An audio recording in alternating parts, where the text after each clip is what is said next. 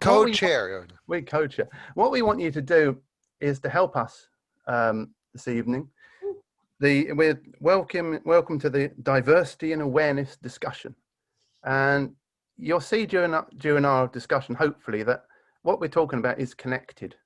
So we want to see the connections, and we want to see how we can make JALT a more diverse organization. That's my first bit.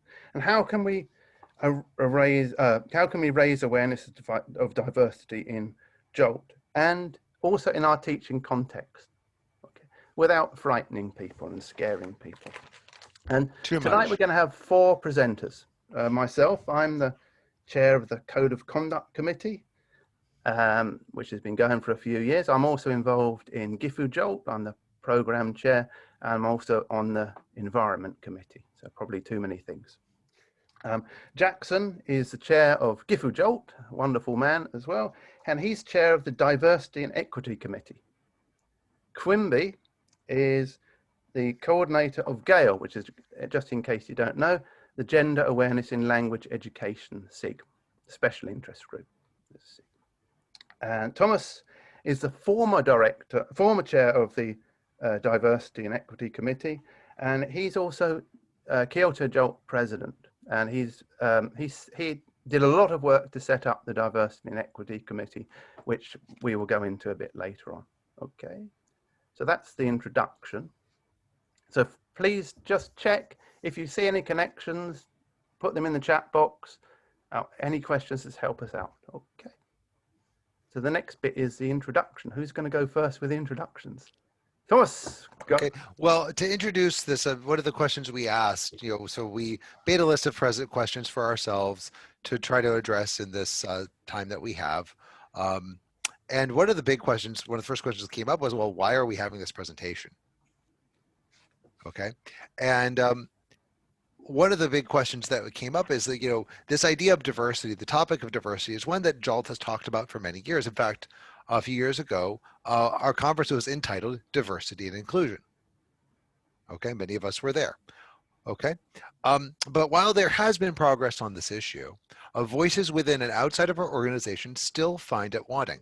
We still get criticism from people outside of JALT and within JALT saying, pointing out problems of diversity in terms of racial diversity, in terms of language, in terms of native speakerism, in terms of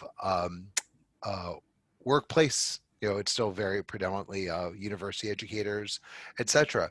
We still get criticism about that, both largely valid. And then there's also voices saying that we have done enough. There's somebody saying, oh, what's the problem? There isn't a problem. Or even people saying that there's no action necessary. We don't need to do anything. And moreover, there are still people within JALT who basically oppose changes, who oppose moves towards greater diversity, who oppose calls for diversity and changes. And the things just that these 2 committees, the COC Code of Conduct and DEP Diversity and Equity Practices Committee, who still stand in their way. Okay, and with JALT being one of the biggest ELT communities in Asia, perhaps the biggest, one of the biggest, we need to think about how we present ourselves to the world through our actions. Before this meeting, me and Quimby and Jackson were talking and getting warmed up, and Jackson made this really wonderful point that, every event that JALT holds is representative of what we can present to the world. And if we see it's just a bunch of white guys on the slate again, what does that say about JALT? Or white people, because white women too, to be honest.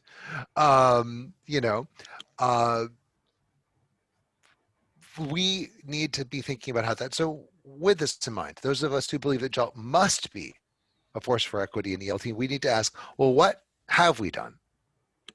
And what are we doing, and what do we still need to do? So that's our introduction that we have written down.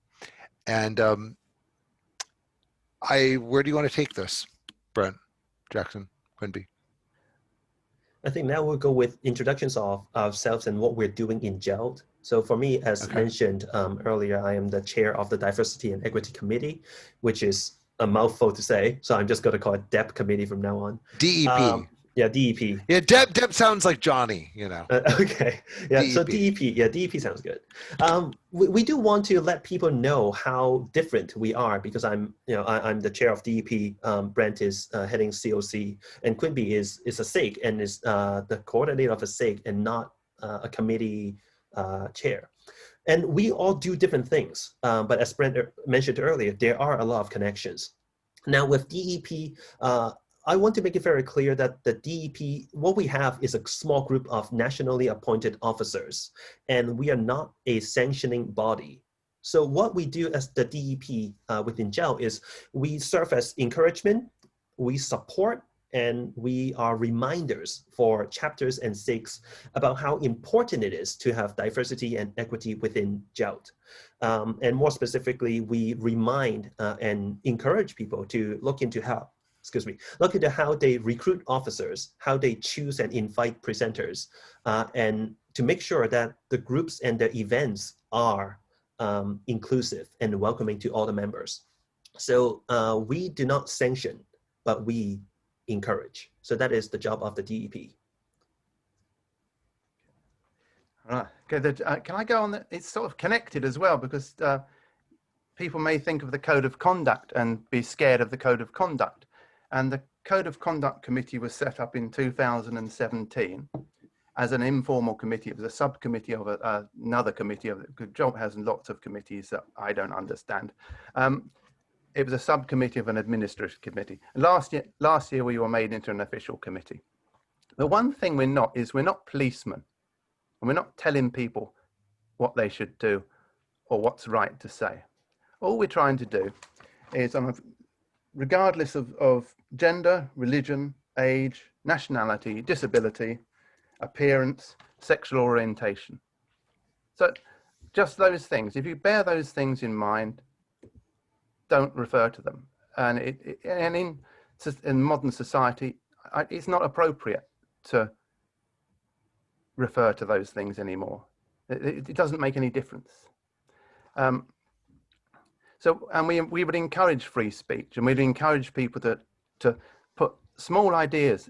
There's nothing wrong with a tiny idea to put forward, and a big idea could come out of it. It may seem a silly idea, just put an idea forward. There's not a problem with that.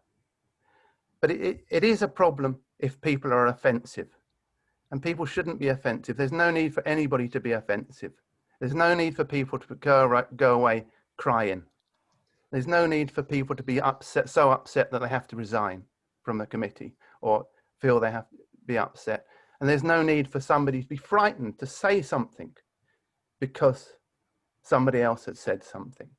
So it's just a code of conduct. At the EBM in June, I think it was Lee from NARA chapter said, it's basically good manners. And that probably sums it up. It's to make sure people behave properly in the context of our environment. We're all passionate about the teaching, we're all passionate about JALT, and we're all passionate about lots of things in society. So bear that in mind and just listen to other people and we'll be okay. If you have a problem, you can come to the Code of Conduct Committee, or you can go to a chapter officer. We've encouraged that, and we can sort things out and we can work through problems that evolve. And if it's necessary as a final step, then we refer, as Jackson said, we're not policemen, we can't hand out sentences. As a last step, we can go to the board and then we can recommend some action. And if necessary, they can take legal action. So that's basically the Code of Conduct Committee.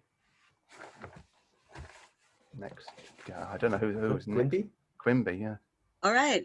So hi, I'm Quimby Hoffman Aoki, and I am the coordinator going on my third year of being the coordinator of the GALE SIG. GALE is Gender Awareness and Language Education. And one thing that we all agreed needed to be made clear this evening is that GALE is a SIG, which means we're not making policy, and we're not, our purpose is focusing on, research and classroom activities, and for people who use gender issues as a research focus or as something that they incorporate in their teaching. And within that, I am, over the last couple of years, just noticing things within JALT as an organization that do need work. There's always, as humans, there's always room for improvement, and striving to be the best organization and the best people that we can be. So just to be clear, Gail is primarily a SIG, and I'm often as coordinator. She's that crazy feminist person or whatever. I'm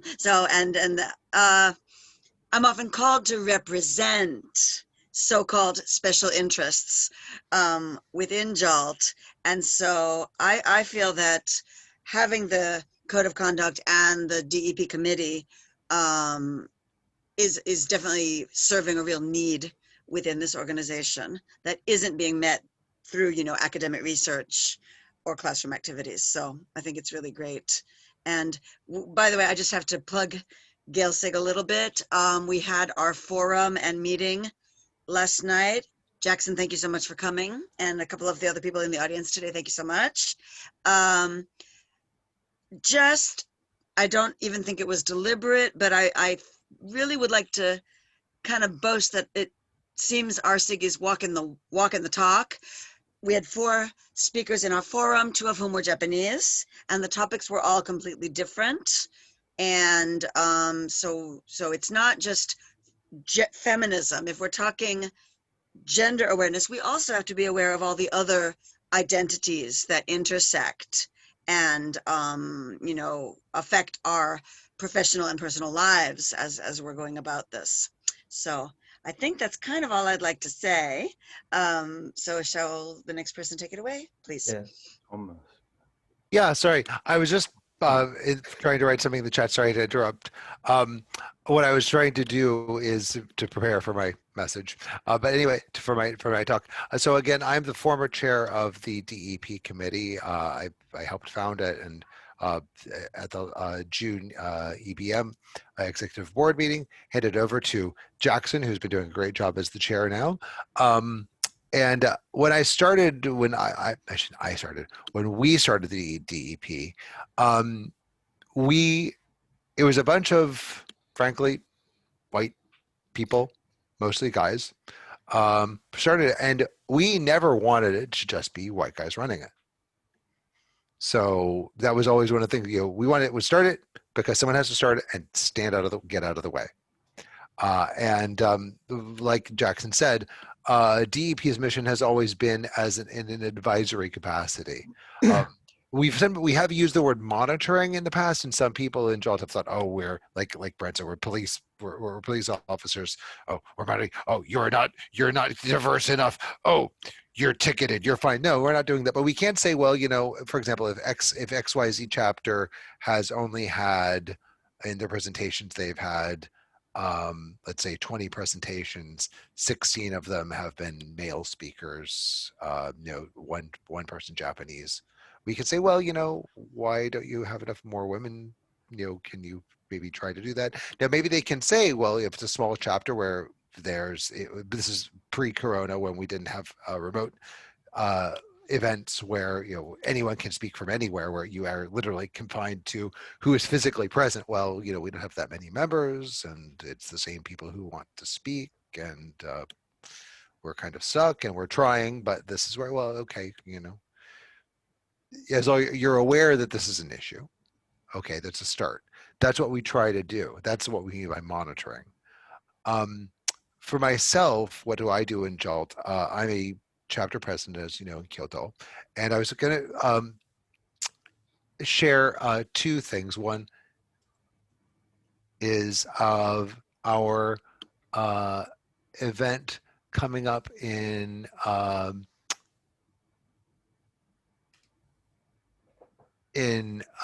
December with Gail, co-sponsored with Gail, December 5th.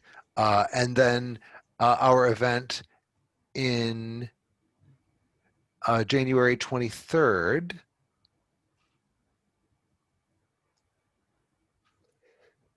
Sorry for the delay. Are you putting that in the chat, Thomas? Yes, I am. Yay. As I blatantly plugging my chapter, sorry. This is what chapter is. That's what. And chapter my SIG is along for the ride as well. So. Well, no, you're a chapter and SIG, and I'm a member of Gale as well. Yep.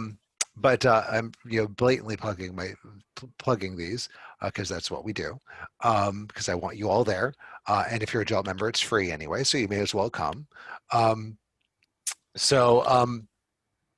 But what my chapter is trying to do, what I know Gifu chapter is trying to do, maybe other chapters as well. What we're trying to do is is like Jackson said, walk the walk. In Kyoto chapter, we went when I've been in Kyoto chapter since 2008, and just going by memory, we had maybe 1-2 women in the chapter. I don't think any Japanese in the officers. 1 or 2 women, no Japanese. And it was that way for quite some time. And as I became more comfortable in the chapter and became more accustomed to my role and was more vocal, one of the things I wanted to do was, okay, this isn't cool. I don't want to be a part of this kind of group. And I reached out to friends of mine, tried to get more women in. We tried to recruit, get more Japanese in. And now I think it's about of officers, just off the top of my head, at least half women. Still only 1 full officer. We also have another in the at-large officers who's Japanese, and POC, more POC as well. And we've tried to do this, okay? But it's not just. But when we talk about diversity, it's not just representative, okay? Like for example. When people are talking about great women leaders, yeah, Margaret Thatcher, she did great for women, right? Yeah, I'm Brent's English, so that you see my point. It's like it's not just representative. It's like how do we actually make policies? Sarah Palin. Sarah Palin, Condoleezza Rice. I think that I think there might be some questions about Kamala Harris, to be honest. As good as she is in some ways, it's also like, well, it's about time there's a female vice president. Don't get me wrong, but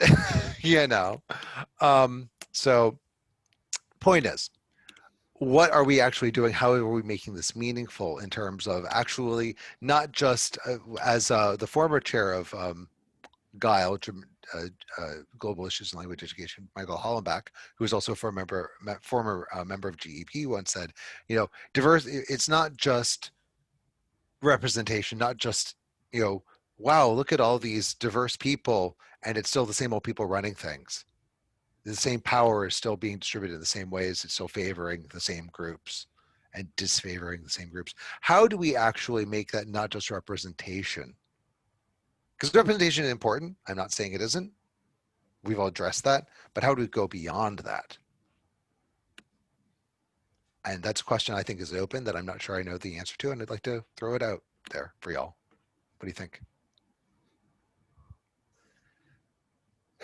That's a question. What do you think? How can we make that the diversity more than just representation, but actual equity?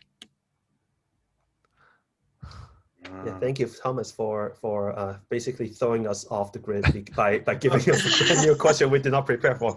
Whoops! I'm sorry. It just came to me. It just came to me. But at the same time, it is a extremely important. It just question. came to me, and I am sorry I did not think of it when we were preparing the document.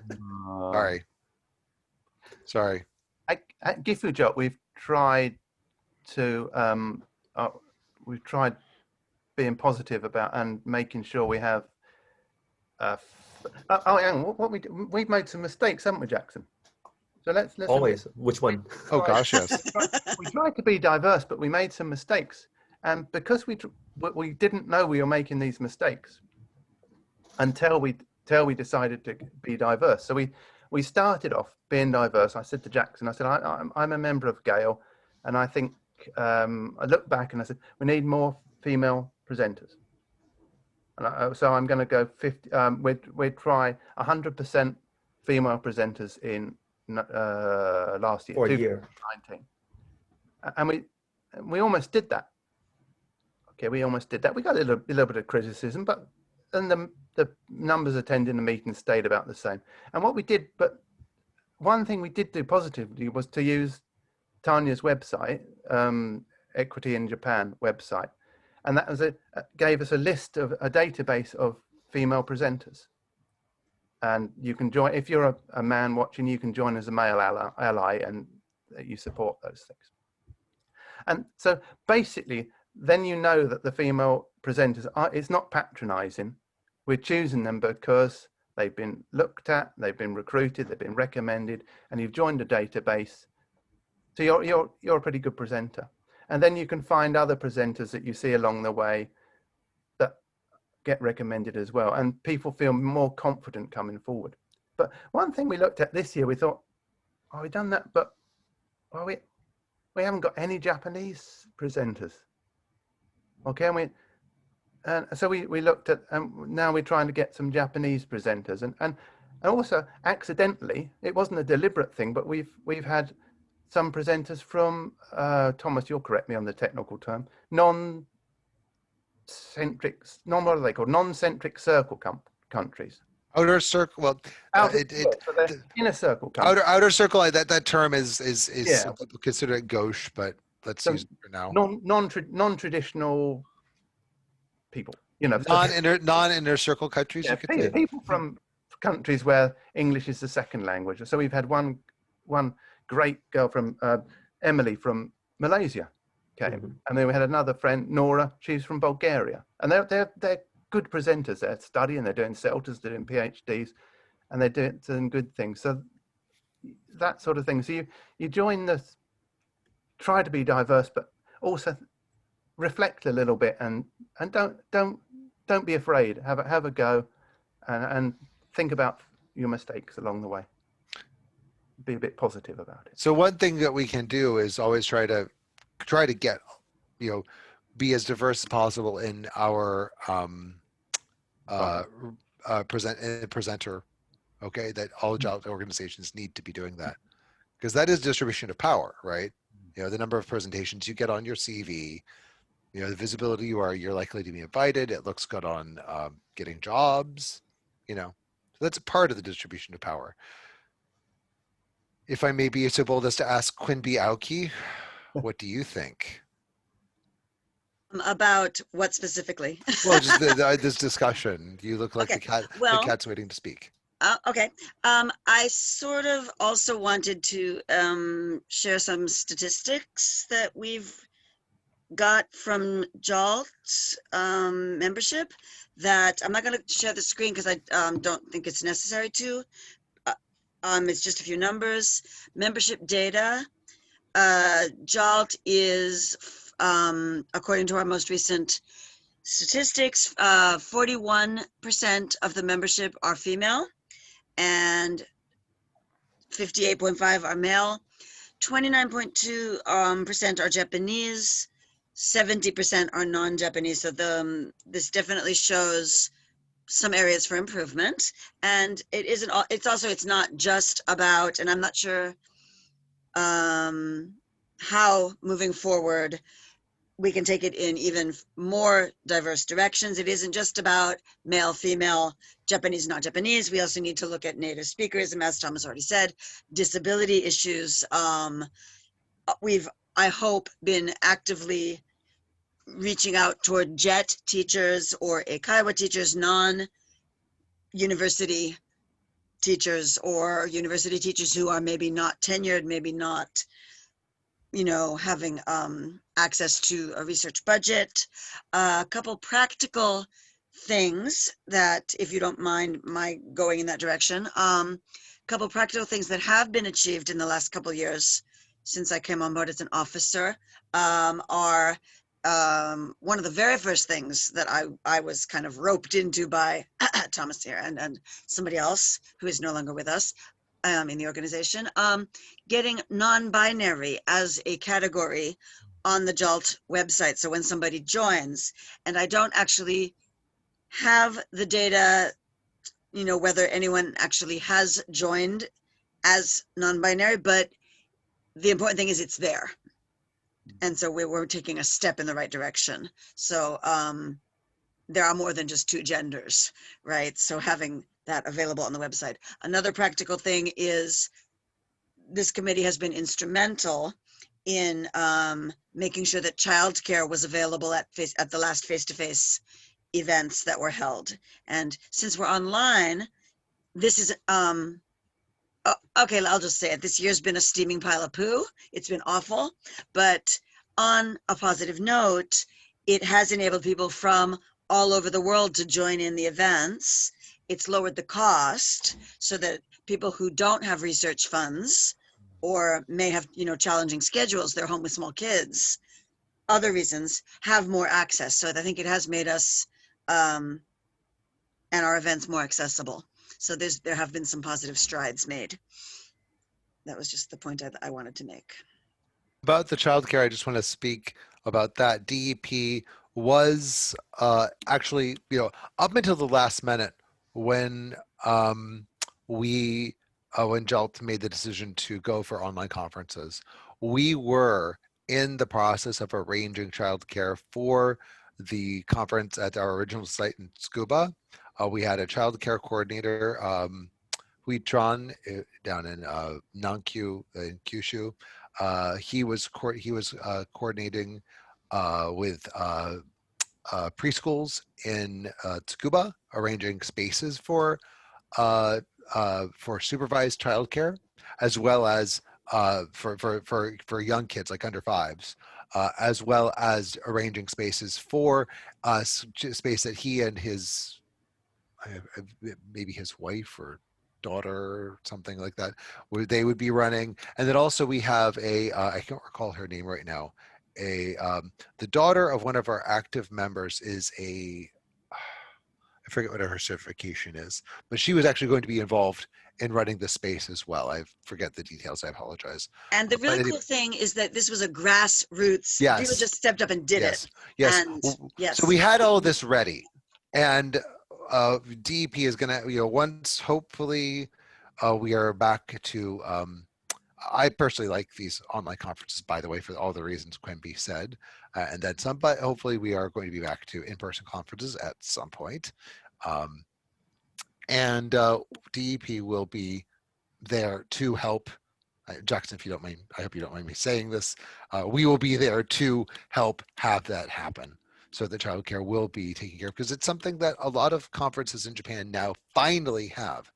And a lot of people in JALT seemed to think that, well, other people in Japan aren't doing it, so, it's not something you can do here. And maybe there was a problem in terms of reliability and things like that 10, 20 years ago. But there are companies now, there are outsourcing companies now that do childcare for conferences in Japan. So if anything, JALT is behind the times.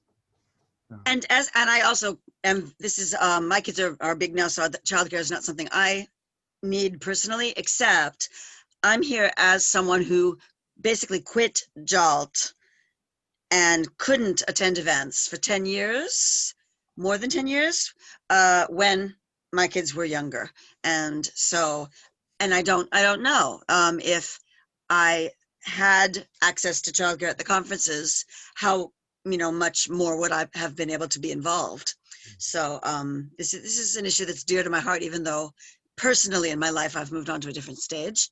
But yeah, so there's a lot of just practical things that Yes. we can and need to be doing rather than just talking, And I want to Yes. add on to one thing that Thomas said, which is because other people aren't doing it, we don't need to do it. It's that mentality. And I want to bring it back into how people invite presenters, right? What Brent said earlier about what GIFA was trying to do for a year, we tried to invite people who typically did not get the opportunities.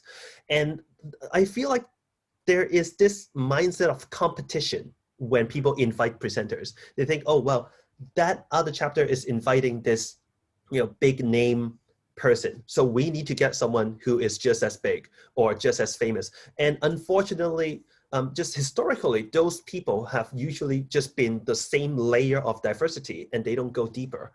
So one of the things I really want to suggest people to do is to, rather than looking at what other people are doing and turn it into a competition, think about what you think should happen and give those people a chances, right? If we come back to the idea of diversity, a lot of problems come because there is not enough opportunities given to non-native speakers or given to just people who are basically oppressed. And if I can be honest, for Gifu chapter, we're not a big chapter. So we're not risking a whole lot when we give someone a chance to present for the first time. And very often they are one of the two presenters of the evening, right? But it will give them the opportunity that has been missing. And when other chapters look at us, they can go, oh, they have someone who is a non-traditional speaker for JALT events. Why couldn't we have them? And they would then start as well. So before we move on to other questions, I really want to just come back to this idea of is giving opportunities rather than seeing what other people have been doing and then think we must follow that mold, right? There are a lot of other opportunities or a lot of other people, great people who are just overlooked because of the traditions. Mm-hmm. All right. Should we move on to our actual designed set of questions? That was a great discussion, though. Thank you, Thomas, for bringing it up, because I think it was extremely valuable and educational. Before we do move on, I do want to give a shout out and recognition to Ellie Smith, who was a huge part of making this presentation what it is and making this happen, basically. So she cannot be here today because of the scheduling issues, but she was a lot of help to making this happen. So yeah, thank you to Ellie. Hi, Ellie, when you're watching this recording. Quimby, you're gonna act as our moderator. So how about you throw the question at us? Catch. All right. Yeah.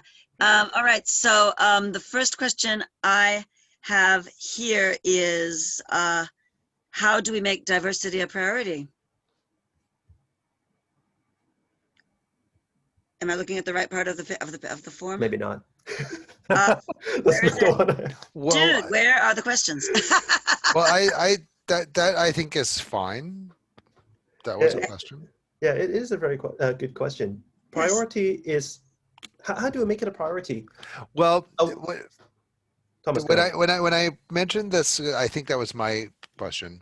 When I brought it up, it seems like, in my experience within, without trying to be vague, within within some groups in JALT, that diversity is like, we have to, oh no, it's just a bunch of white people. We have to get some non-white people. Oh, it's just a bunch of guys. We have to get some women. And it's like, this is not, when this issue was first coming up and people started realizing first, because it was first about men. It was first about gender imbalance. Okay. And thankfully, JALT seems to be doing better. Quimby, am I correct? Yeah. Great strides have been made. Okay. It seems it is doing better as far as gender balance. Thankfully, I'm not saying it's perfect, but it's doing better.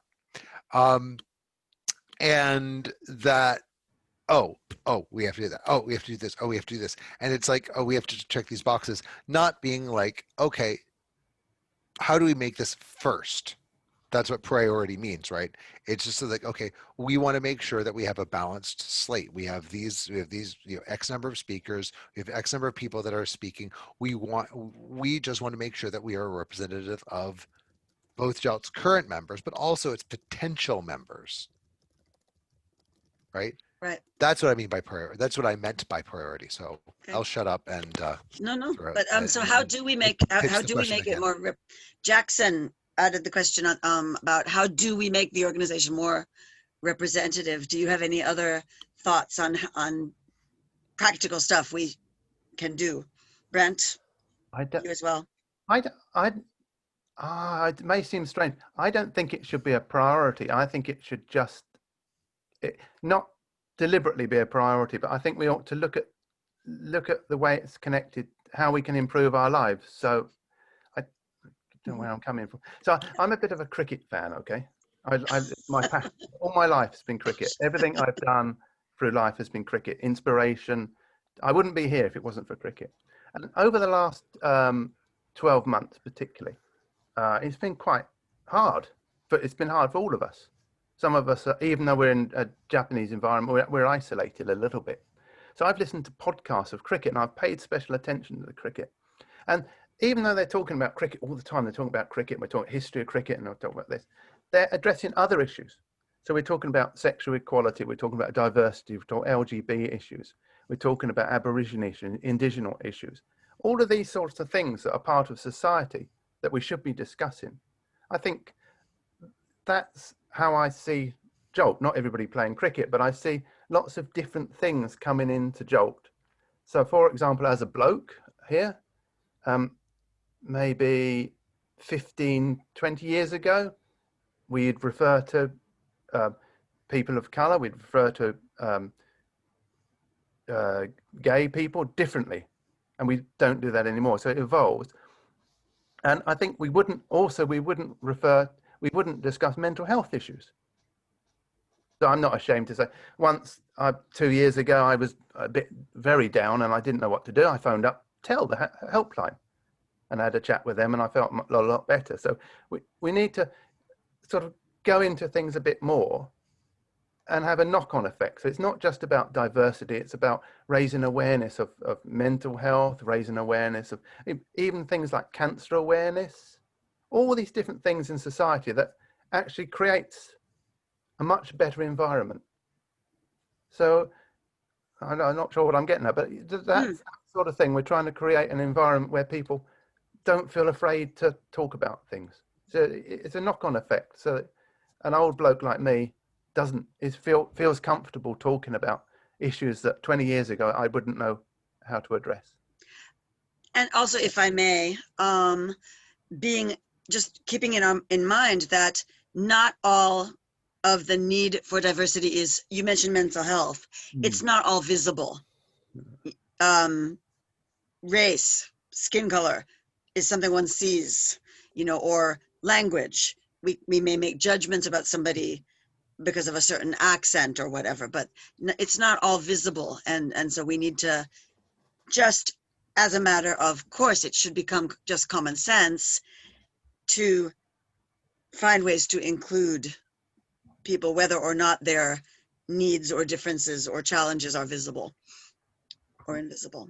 Yeah, I think the key word there is including and welcoming everyone to, for all kinds of visible and non-visible qualities, right? One of the things that the DEP committee is, was it a criticism or an inquiry? But it's like, how are we as a committee representative of the members of JALT, right? That's a question that people would ask us, just looking at the people on the committee itself. And I think it's a very valid question. But at the same time, well, it's a valid question because when people look at us, right, if they think that there's an imbalance of representation of the committee, they would think they would question the integrity of the committee itself. But at the same time, just as all committees and groups in JALT, we are all volunteers. So as much as we hope, we don't have a line of people outside waiting and signing up to become committee members. So basically, we're doing what we can. But what we do to make sure that we are being inclusive and welcoming is, my answer to that is we're doing three things. We're doing education for ourselves. We are communicating, and also we're taking action. So it's education, communication, and action. We, as the committee, I think it's beyond the committee, from what I can see in JALT, those who are passionate about these topics, we make sure we are educated about the issues that are happening within JALT. So that even though, kind of like what we talked about earlier, I don't have children, but I make sure I'm educated about the issue so that we can look into how how to solve the problem for those who are seeing it as a problem. And because we feel responsible, or because we volunteered to do something about it, this becomes a motivation for us to keep ourselves educated. And then, of course, that's not enough. So what we also do is communicate, right? I think Thomas did a really good job as the former DEP chair in communicating to make sure that childcare was going to be something that is covered. You know, that's something that maybe not all committee members of the DEP committee has experiences, but he communicate, and by talking to people, understanding the problem, changes can be made. And finally, what we do and what we try to do is to act, right? We take actions to make changes. We spread awareness. We have presentation like what we're doing now, not just so that we earn the credit, but what we're trying to do is to earn the trust of the members who we're trying to serve. And if we get trust from the membership of JALT, then we will be empowered to do things that are right for the interests of diversity and equity.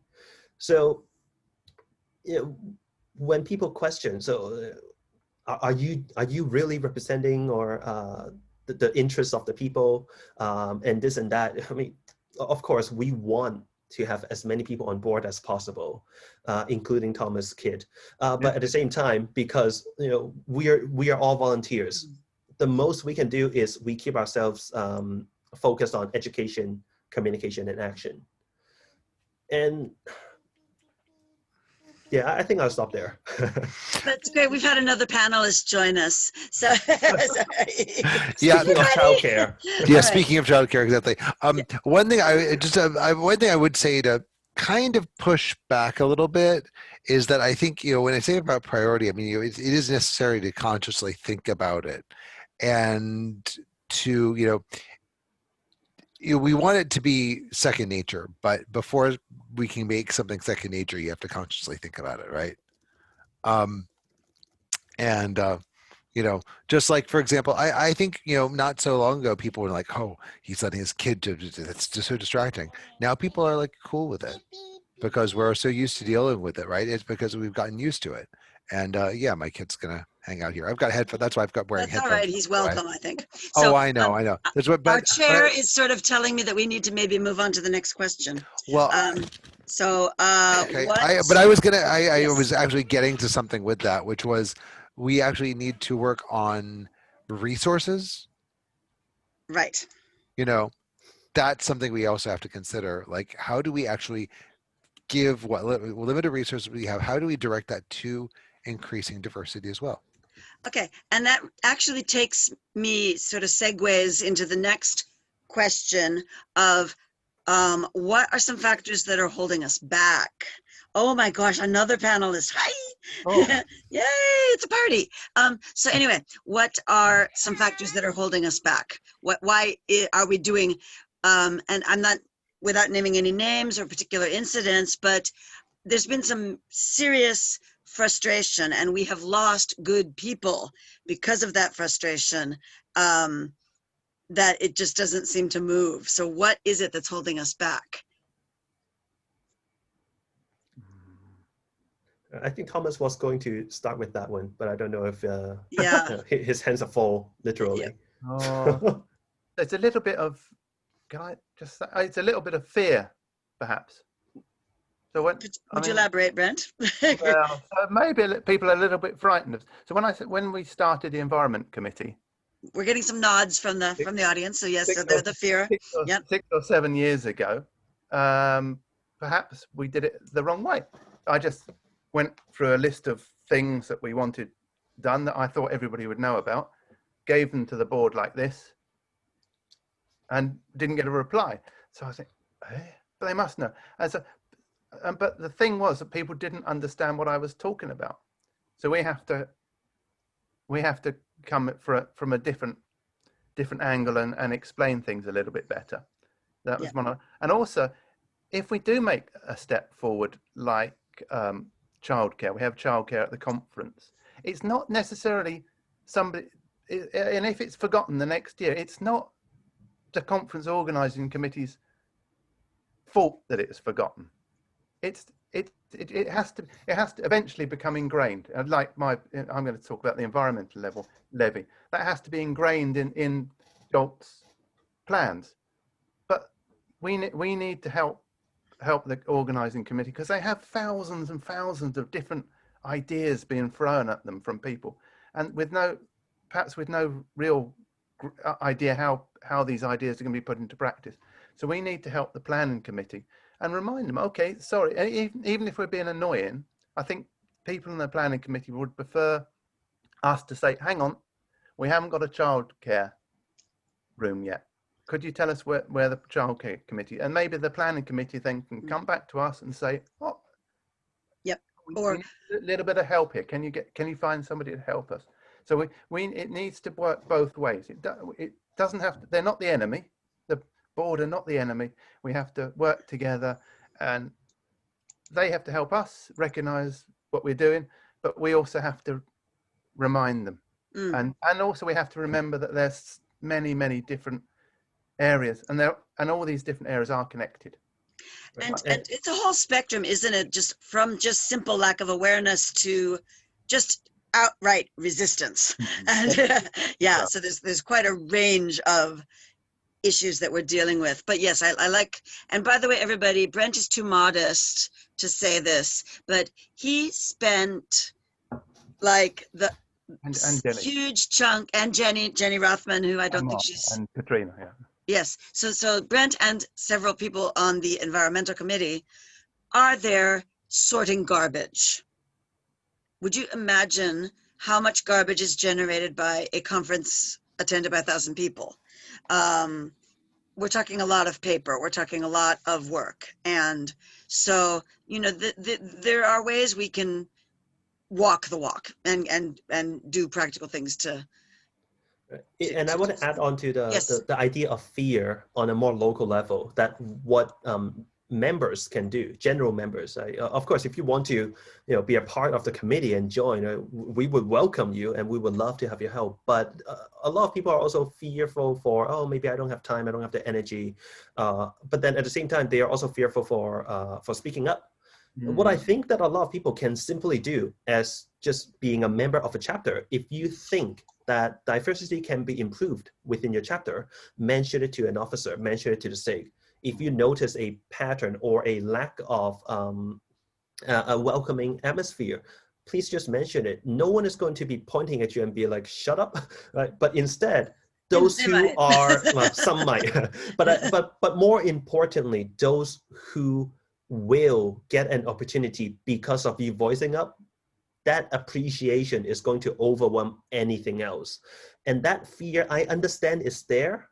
And as someone who is more on the younger side of the JALT membership, sometimes I do feel that maybe I'm not in the position to say something like that. I'm not experienced enough. I'm not this or I'm not that. But at the same time, if I think that if I hold myself back, then what I might be able to change will never happen.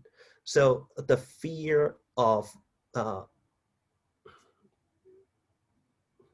not sure how to say it, but I do hope that rather than focusing on the fear, if we focus on what can be done to make JALT more welcoming, it would be a lot better.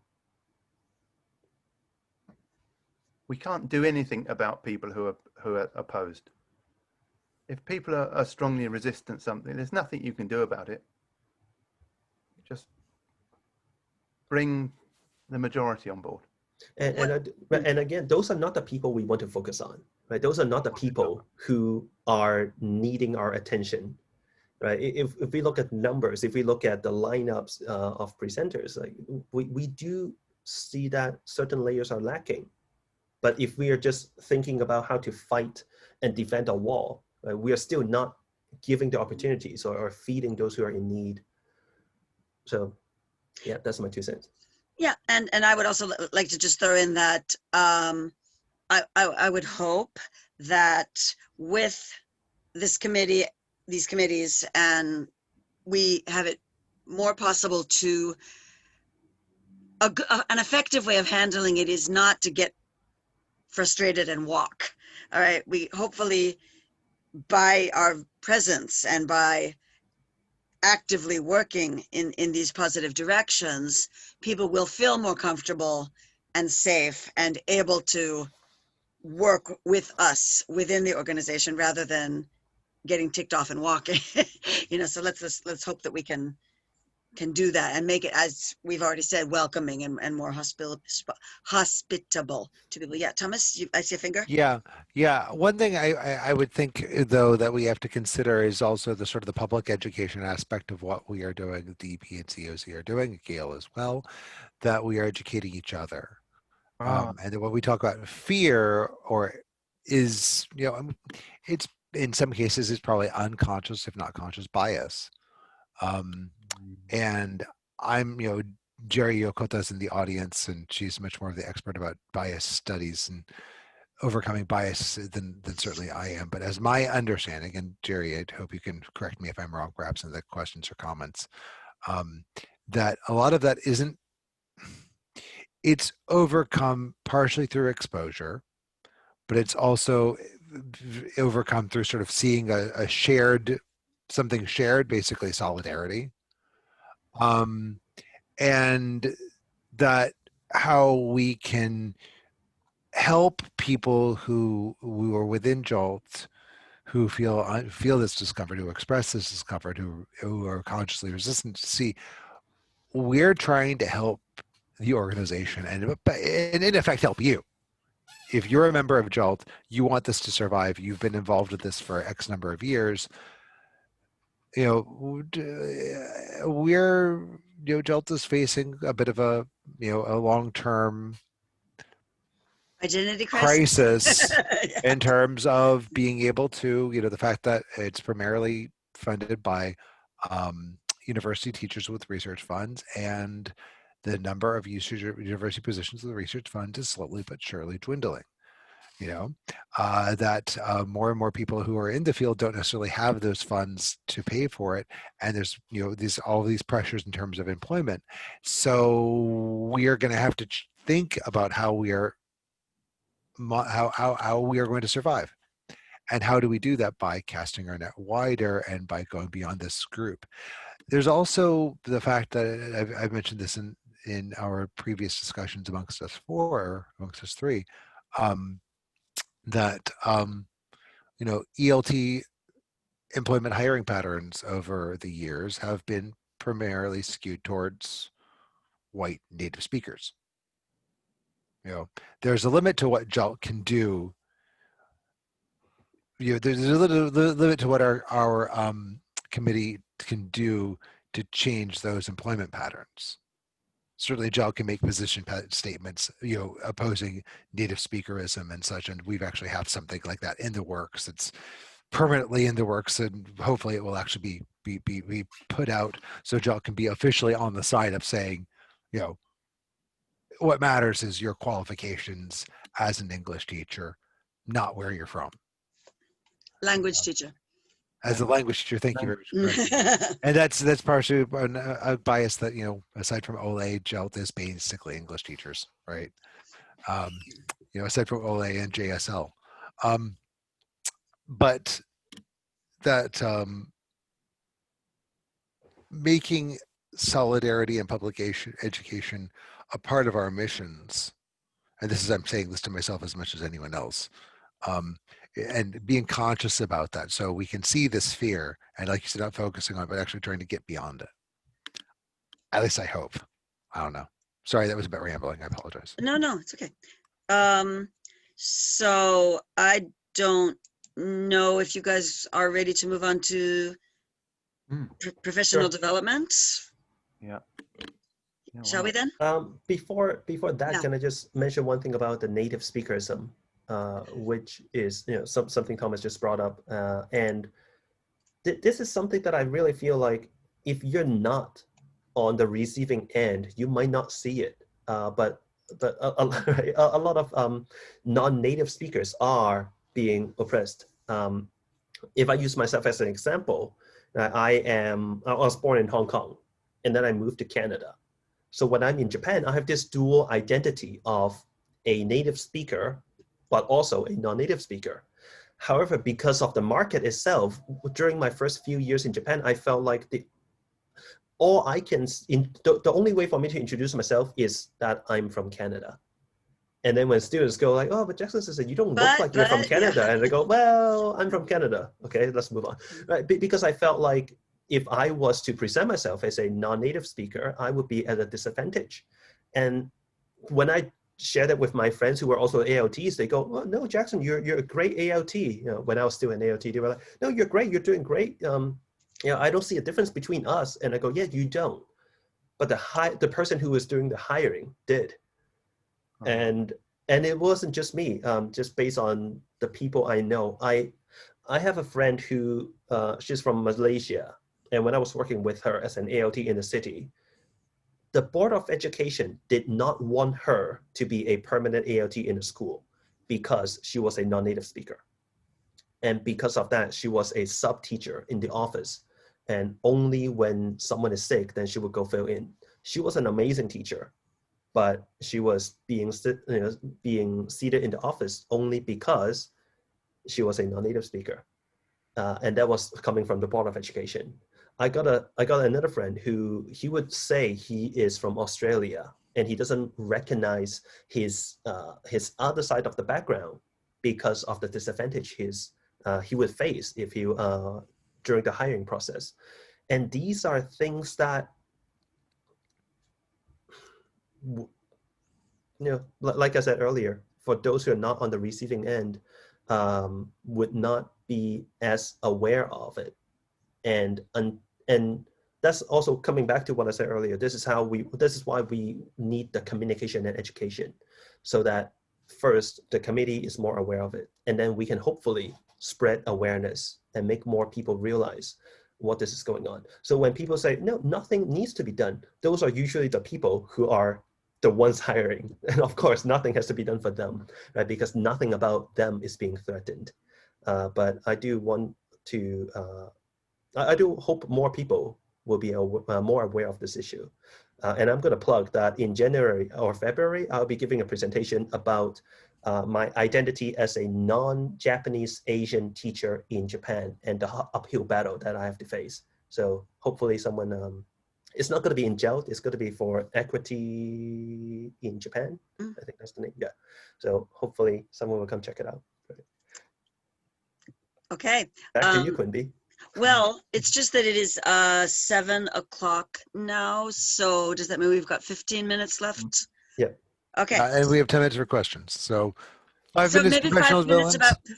about, okay, well, the next thing on the list of questions is about professional development, if we skip down a bit. So I don't know if any of you folks would like to make some suggestions or ideas for professional development. Yes, Thomas? Money. Okay. Money as in scholarships, grants, things like that. We need, JALT has a few grants, but which are research grants, but we need to plug those. And I'd also like to specifically SIGs do plug too. that Gale SIG has a nice fund available to us. So if your research is, it's all about the money, you know, so if your research is related to gender, we have a really excellent publications team that would be very happy to work with you. And also there are chapters in more, I don't want to say remote, but maybe less accessible areas of Japan that would really like a wider variety of speakers to attend. And so if you're doing anything related to gender awareness in your teaching, in your research, I can point you in the right direction. Then at this point, I do also want to mention, as I said earlier, for the local members, if you do see that your chapter needs more diversity, and if you present it or if you mention it to someone in your chapter and the chapter representative goes, oh, sorry, we don't have the funding for that. JALT is an organization. We're not separate, tiny bits and pieces. And a lot of the bigger chapters do have resources to help and bring what is needed to the chapters who are having less resources, such as the Kyoto chapter is a big one who is always very supportive. Oh, I wasn't volunteering Kyoto chapter. I was, Well, no, but I was Never going to mind. say I'm Kyoto chapter volunteering. my aggressively treasurer would hate me if I did. reaches out Oh, to, yeah. And I mean aggressively in a good way, actively reaches out. And also Tokyo JALT has a huge membership and Tokyo does. regularly puts on member showcases where people can get the opportunity to present their research and sort of get a foot in the door. I was going to mention that the chapter development fund. That's what I was going to mention. JALT has a few million yen socked away in the bank for chapters to do things. So if your chapter is, especially this is once we get out of post-corona, when we can get back to face-to-face events, and we actually have to pay for, for Shinkansens and hotels for people. Because right now, I mean, holding an event like our JALT event, we're having Ryuko Kubota and GPB Gerald and Vijay Ramjatan and Fan Li Ha speaking from overseas. We could not dream of paying for all those people if it were an in-person event. But remote, it's just on our area, which we could pay. But JALT does have funds for that, to help with that. So the funds are available, and there are ways. So if your chapter resists, say you got the money. Jackson, you wanted to say something? Yeah, I also want to bring it back a little bit by saying money is not the only way to help. No. Because when we think about professional development, a lot of people are lacking that opportunity because they haven't had the first step into the door, because the wall is so high for them to even jump over, right? So if you're a local member, even if you're not an officer or whatever, if you would just help your chapter or SIG be a bit more open to the idea of giving opportunities out and then inviting those people. For example, at Gifu JALT, we had a presenter, was it? Yeah, at our forum, we had a grad student who presented, which is quite rare. And I think a lot of grad students would think, this is not for me, there's no space for me. And maybe some officers would think, maybe they're not as good as this other presenter we could go for. But if they would just open up and be welcome and be okay to give people a chance, those who receive the chance will also receive the benefit of the professional development, even if it's not the direct money. Sorry, Brent, you had your hand up as well. Yeah, I just, from an environmental point of view, I don't think we should be flying. I'm sorry, this is No, I understand. Flying presenters in from all over. Never apologize for. And I'm not going to apologize for that. And never. The climate emergency is going to continue once COVID-19 is finished, and it's going to take a long time to get over. So, but I appreciate the need for big name speakers, and that's fine. So just a thought that occurred to me, why not have the big name speakers online and perhaps pay that money to a up and coming speaker, bring them to your chapter, pay for their hotel, pay for their weekend away or whatever, give them an honorarium so that they can help out, and then they can present live. They can do some workshops, or perhaps the big name presenter can find somebody in Japan, perhaps a young person, to do the workshops for them, and flip it that way around. So you can have the big name presenter who's been all over the world presenting at things. Sometimes they can still go around there, well, that's fine, but have them on a big screen. We're all used to, this is very nice tonight. I feel even a year ago, I think, oh, online, you must be joking. But this is friendly, isn't it? We're all in the same room. So, but you can have a big screen with the nice presenter, and you can have the up and coming one live. That's it.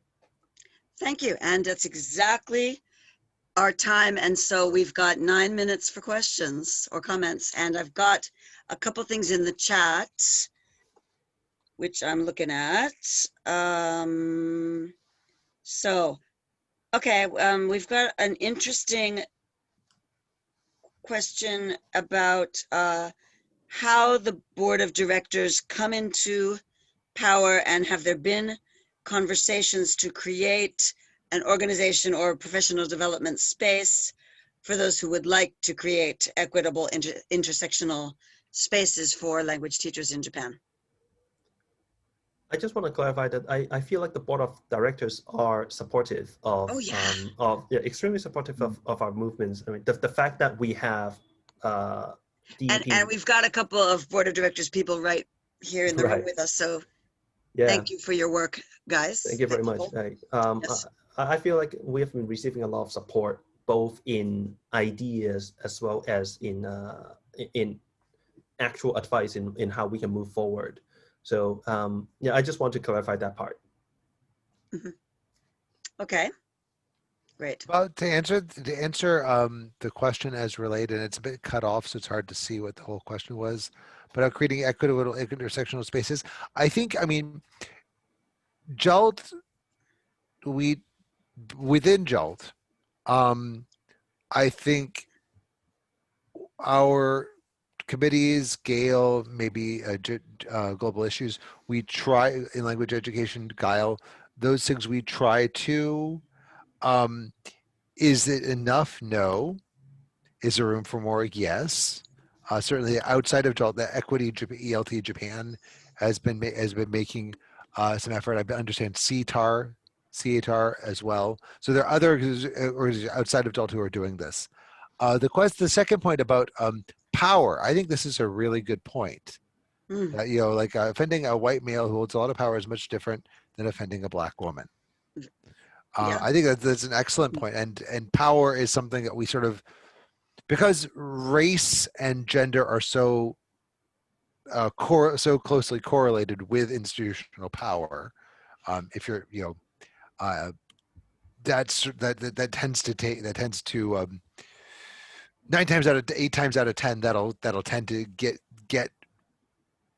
paying attention to this will ameliorate that. But is that something that we include in the code of conduct? Is power in the code of conduct? I don't believe it is. No.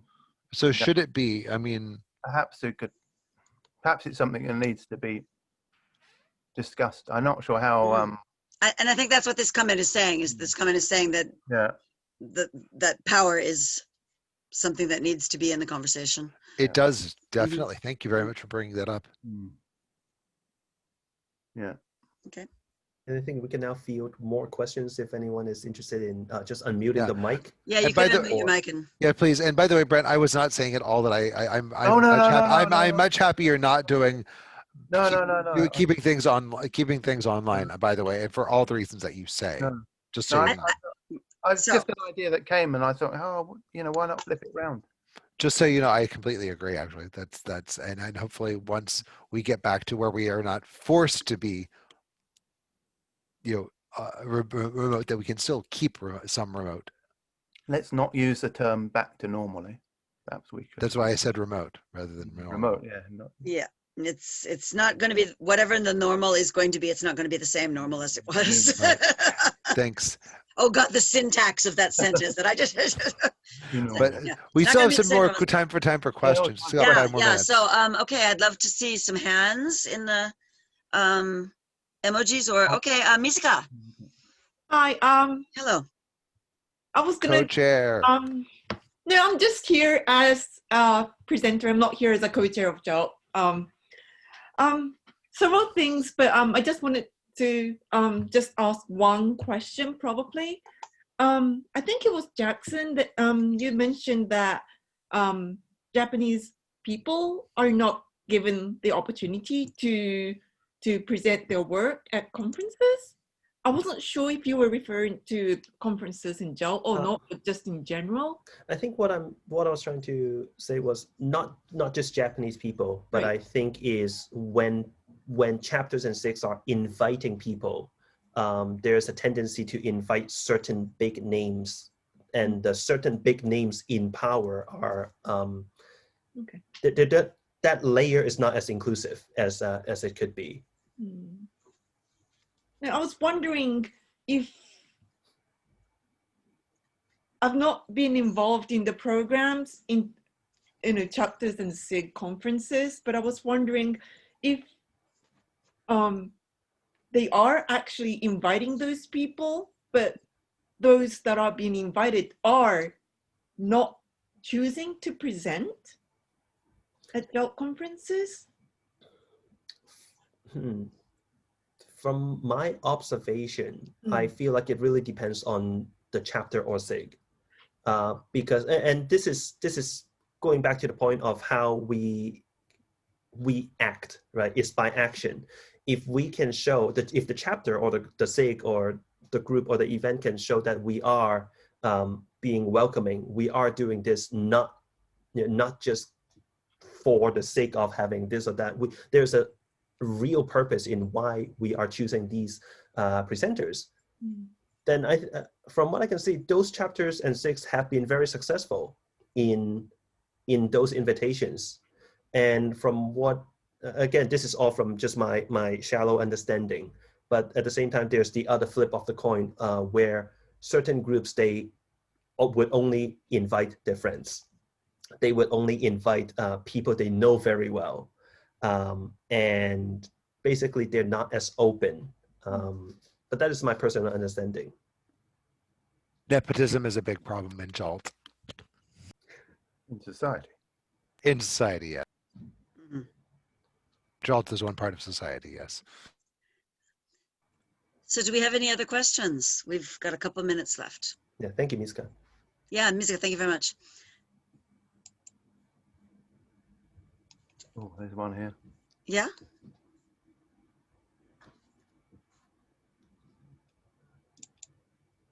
Is someone raising their hand, or? There's a Yeah, question. Chiho mentioned.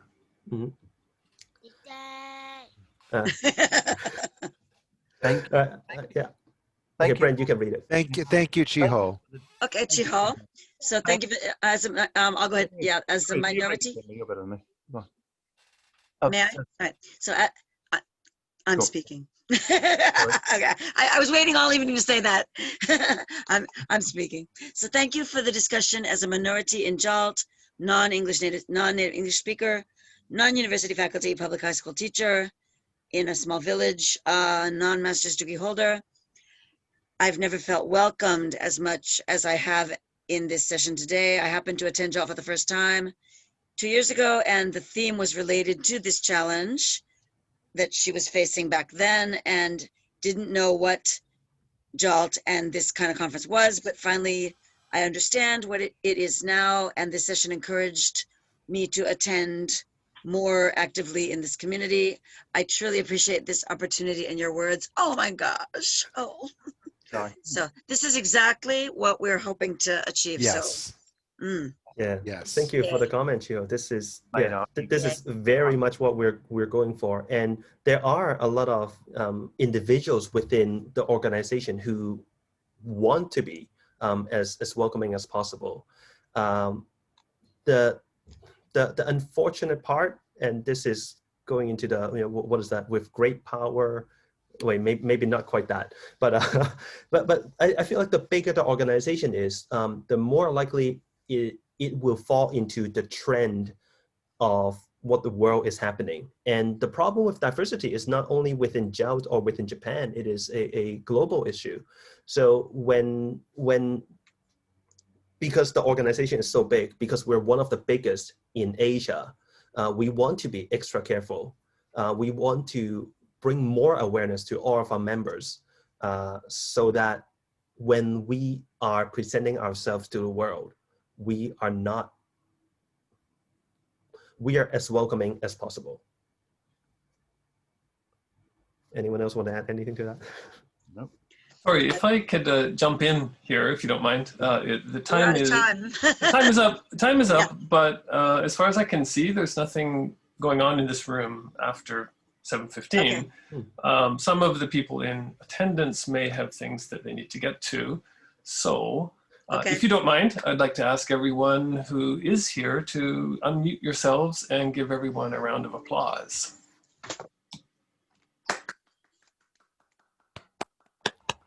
Thank you for your time. And suggest that if you want to continue the conversation, I think that we could, I mean, there's nothing happening in this room. Yeah, Right, if anyone immediately. has So if there are more, any more questions, but just to cut it off at the Okay, point so here. thank you Thank you. so much. And by the way, last suggestion, I begin and end every class that way. I request that everybody turn on their cameras and mics and say, good morning. And then at the end of the class, everyone yells, goodbye, see you next time. Everybody repeat, say no. And everyone like repeats. And just that little thing. can I just say one more thing before those who have to go are leaving? If you do think that this topic of diversity and equity is important, if you want to be a part of the force that supports it, we do really want to get to know you more and really invite you into the different committees we have within JALT.